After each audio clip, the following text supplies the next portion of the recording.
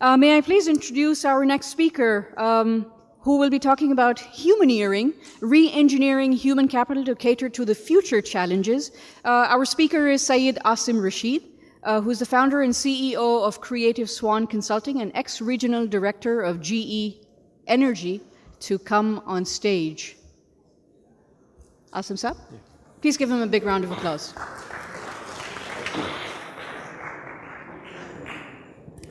Thank you.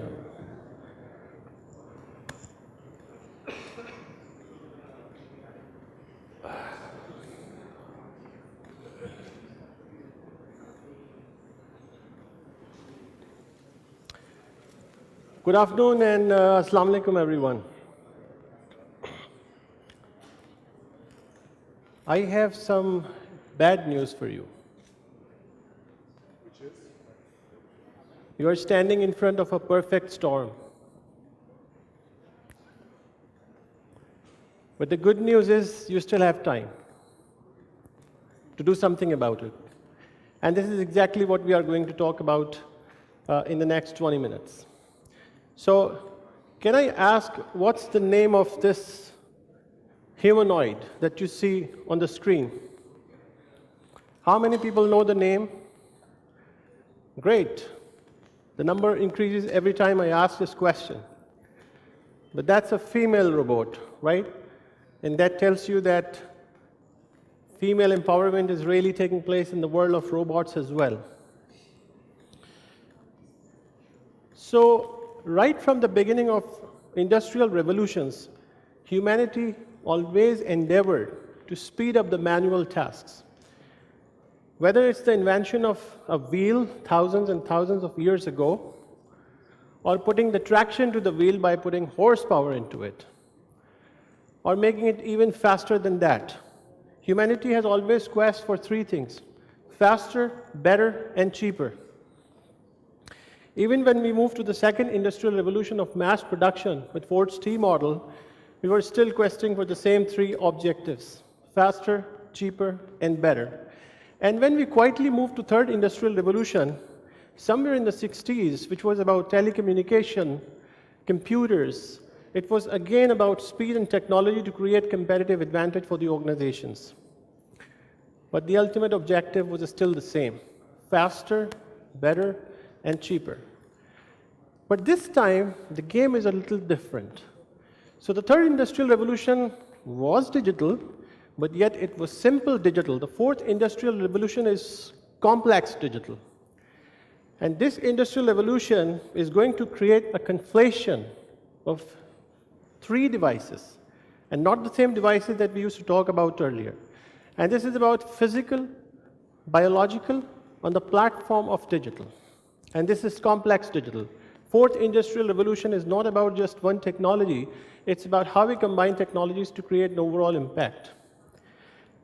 Now, everybody knows data is the new oil.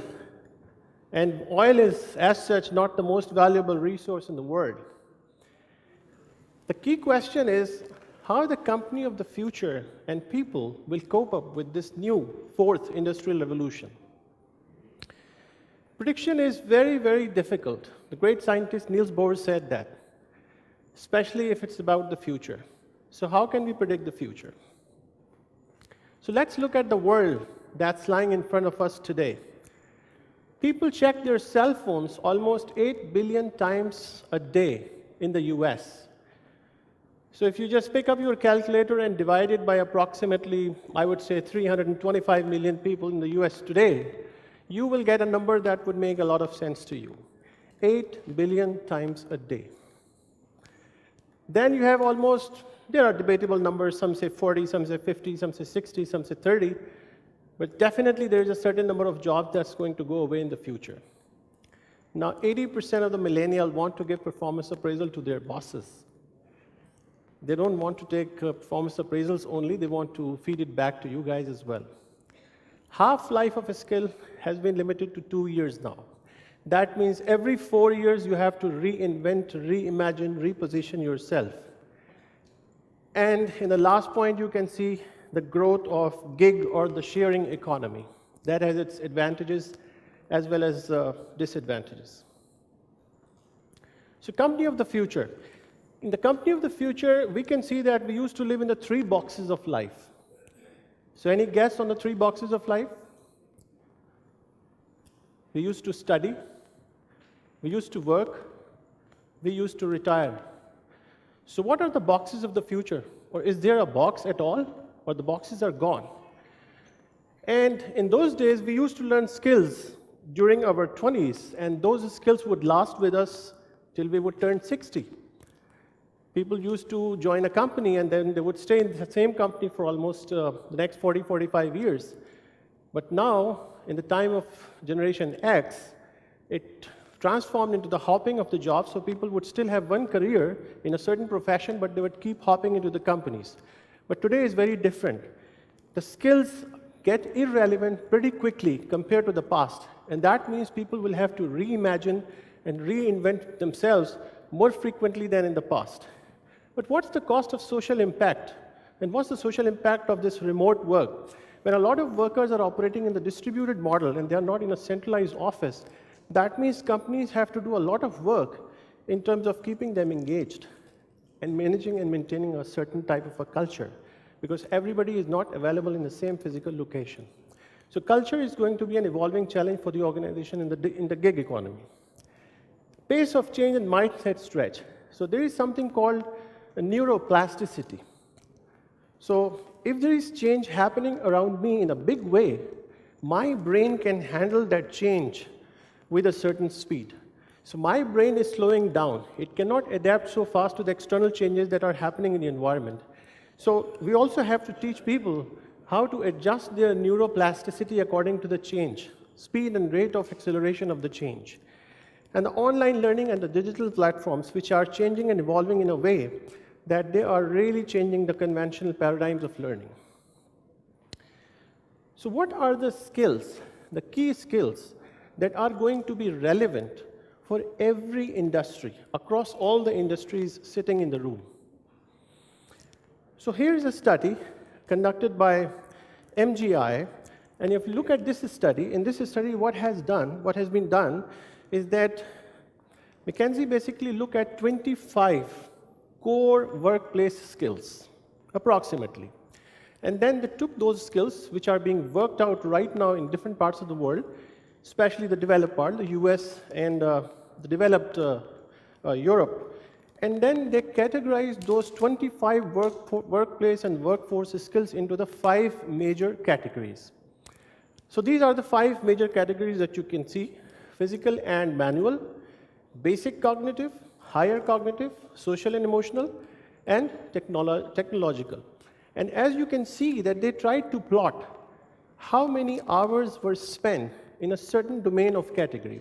Now, if you see, based on the data available from 2016, you can see that the maximum amount of hours were spent in, as we expect, physical and manual kind of work.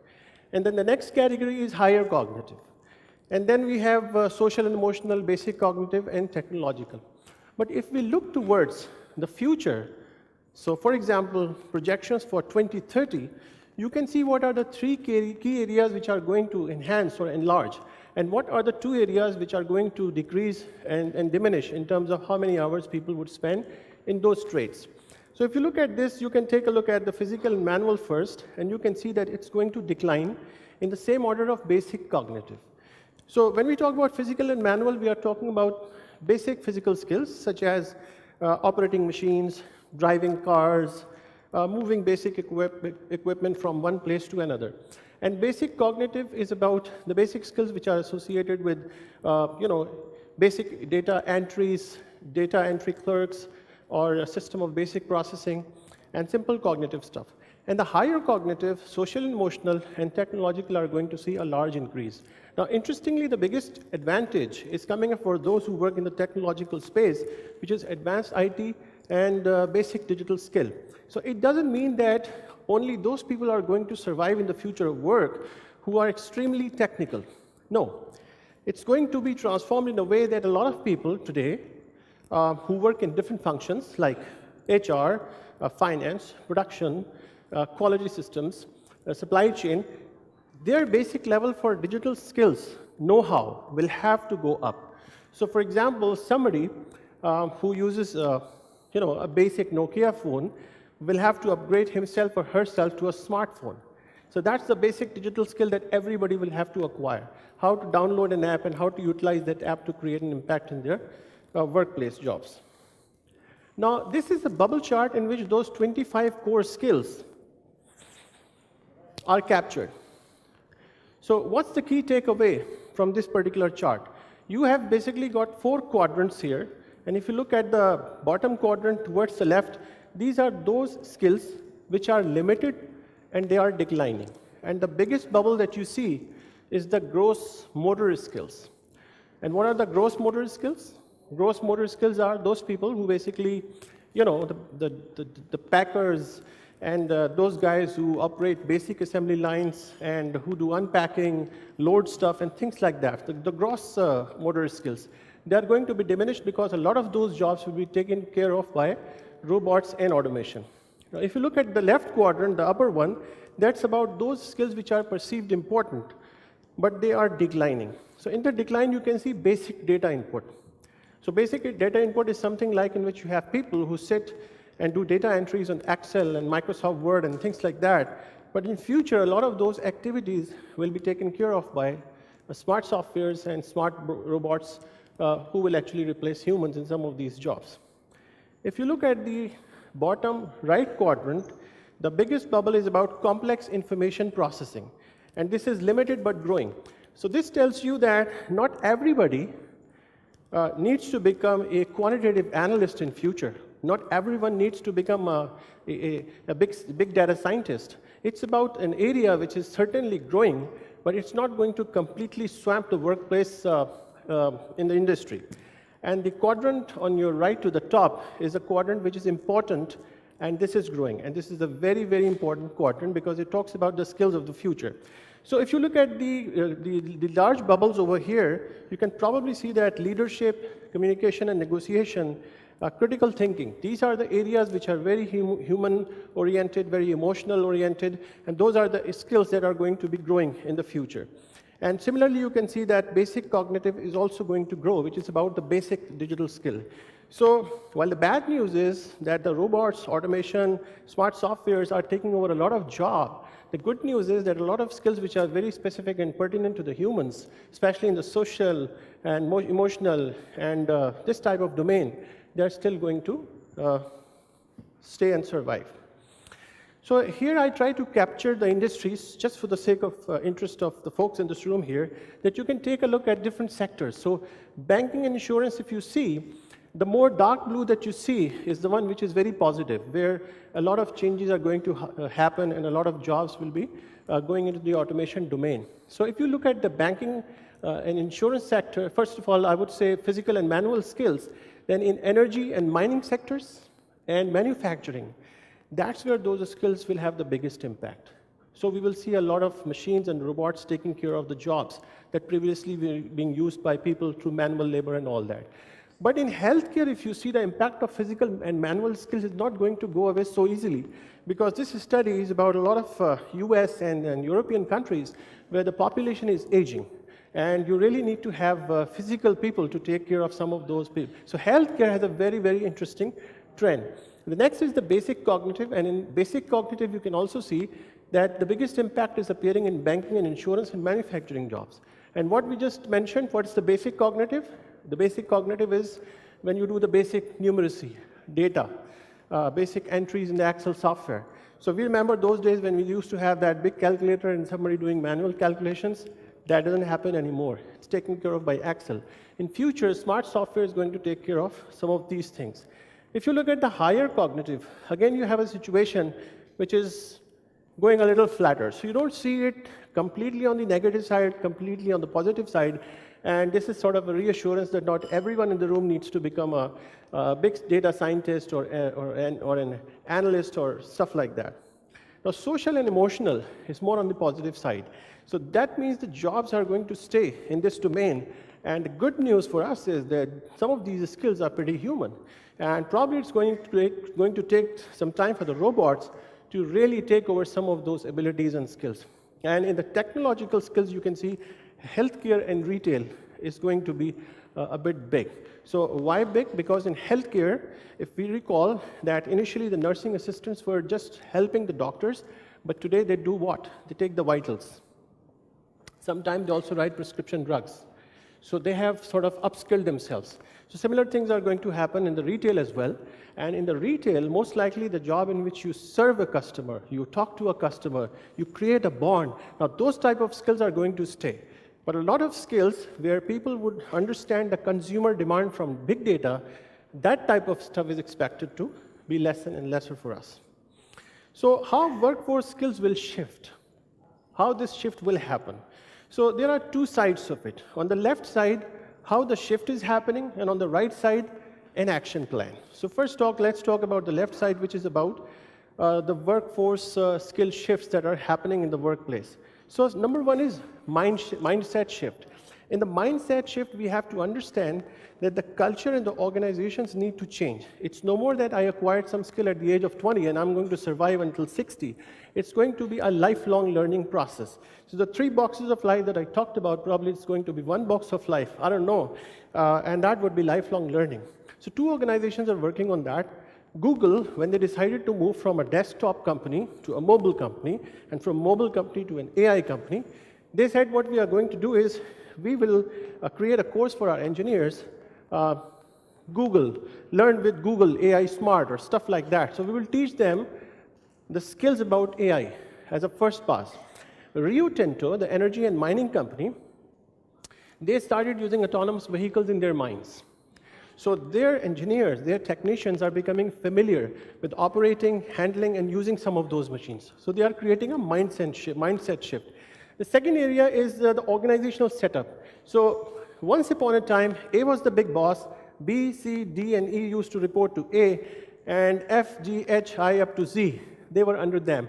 Now that organization structure is gone. And we all understand this is never the way organizations work. Organizations always work like a connection of nodes between people, personal relationships, common interests and things like that. So organization of the future is not going to have this type of organization chart that we see today. But a lot of them are actually going to be working in a way which is experimented by many people. So if we talk about the Dutch banking group ING, they said we don't need organization chart. So we will have 9 squads of 350 people organized in 13 tribes. That's it. Zappos said, we will create project teams. We will not have manager job titles. We will not have job descriptions. We will have teams with end-to-end accountability. Now, this concept is called Holacracy. Holacracy is something, it's a word that you're going to hear more and more in the future. And Holacracy creates agile organization. So just like we used to talk about lean in 1970s, after Toyota brought it into the mainstream, similarly we are talking about agile. And agile is nothing but creating organization and structuring it in a way that you just is able to connect with people faster and make decisions. New collar jobs. So in future, instead of getting into low jobs, low skill jobs and high skill jobs, jobs are going to be sort of unbundled, right? Just like we do unbundling. And then we will try to combine some of the higher domain skills into this lower level and create a middle domain. So these are going to be the new collar jobs. IBM is experimenting on that. Ginny Rometty, CEO, is trying to connect the jobs in which, people who have vocational education, who are good technical people, she wants to combine them with a formal education and then create an impact where you have no white-collar jobs, no blue-collar jobs, actually new-collar jobs. Now, workforce composition. In the gig economy, workforce composition is going to change. A lot of people would be working from home. And that means the rise of freelancers, independent contractors. And that is good and that is bad, because those people will be working at their own choice, at their own time. But the advantage is, in some cases, they will incur lesser cost for you guys. The C-suite and HR needs to change their mindset as well. Now, what happens sometimes is that a lot of leaders, especially CEOs, they like to have the CFO as the right-hand man, generally, or right-hand woman. But today, they also want the CHRO, the Chief Human Resources Officer, to have a seat on the same table. The challenge is CHROs are generally not up to speed on the business side. So a lot of companies are trying to develop the business P&L line leaders in a way that they can turn a good HR leader out of them. And that creates a lot of challenge for the HR folks. So what to do about this thing? The action plan. One, retrain. So you pick up the staff and you just start to retrain them. Retrain them for the work of the future and skills of the future. The second area is redeploy. So again, German Postal Service, they said, we don't have any more postal work. It's old-fashioned, old style. But the guy who is going to, door-to-door delivery, home to home, they will knock at the door and they will check if there is an old man, old women inside. Are they sick? Do they need help? Do they need some physical help and all that? So they sort of redeployed the same workforce. It's like unbundling and rebundling together. Hire new skills, but again, hiring new skills won't be an easy task. It's going to be expensive, and you will be limited by the number of capabilities available in the market. A lot of contracting because of the gig economy. And release. So those skills which you see in your company, they are no more relevant. So you put a hiring freeze on that, and then you wait for the regular, normal attrition to happen. But make sure you don't do it in a way that you look like a cold-blooded company.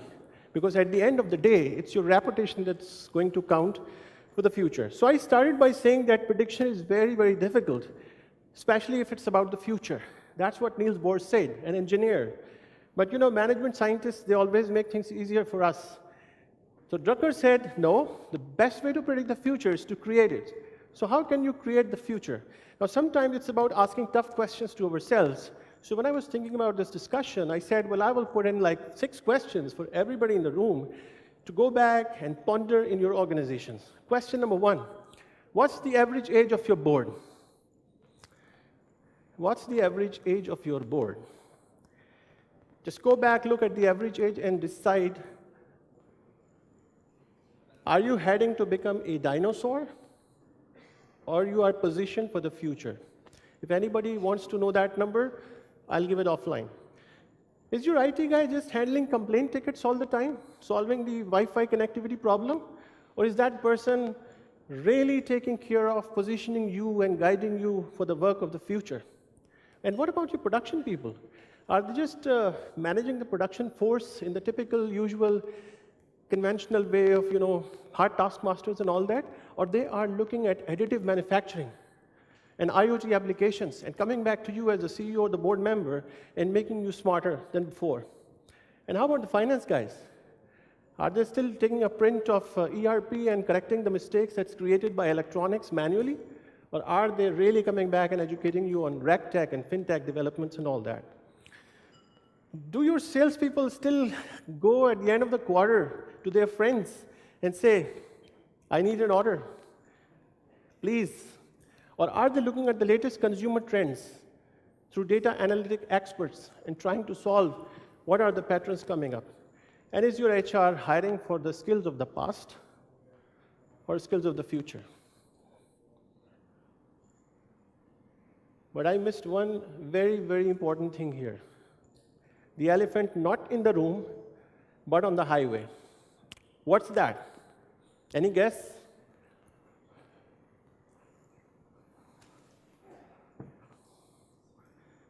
Do you have a digital strategy?